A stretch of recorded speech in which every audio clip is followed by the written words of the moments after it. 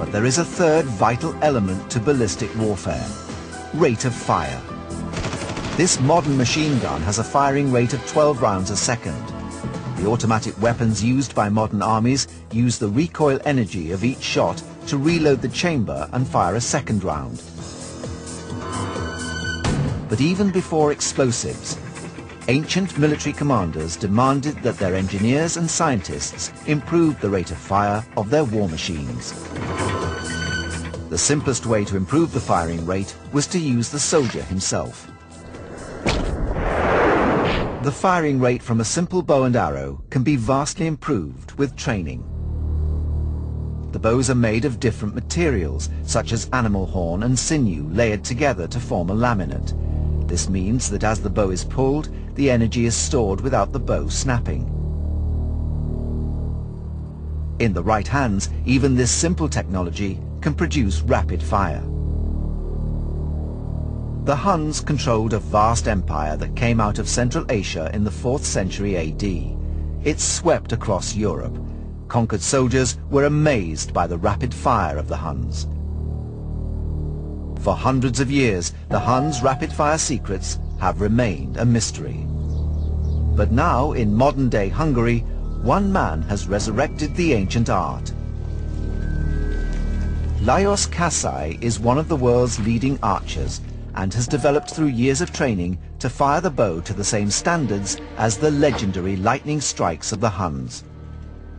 The ancient Huns used to hold their arrows like I do, enabling them to fire arrows one after the other very rapidly. To prove the effectiveness of the ancient techniques, we've challenged Lajos to see how quickly he can fire 12 arrows.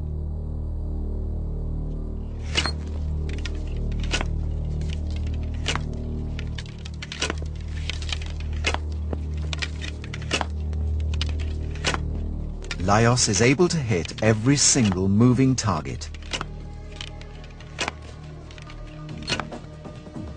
12 arrows in just 17 seconds.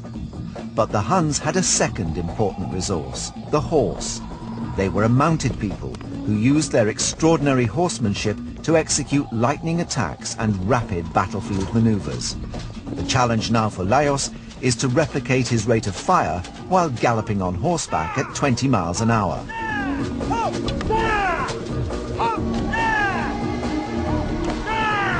At 22 miles an hour, Lajos fires 6 shots in 10 seconds.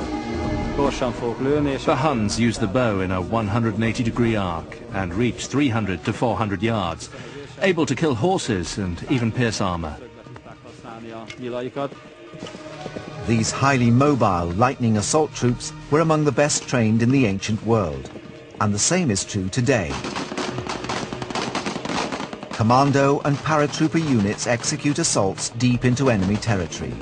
The very speed of their advance can cause such troops to become cut off. But even this was not a problem for the Huns' cavalry archers. By drawing the enemy toward me from behind, I can fire at them backwards. A static archer uses his left brain, but a mounted archer uses his right, the much more intuitive part of the brain. But their success still relied on the training and expertise of the rider. The task of military engineers everywhere is to reduce the importance of the soldier by replacing him with technology.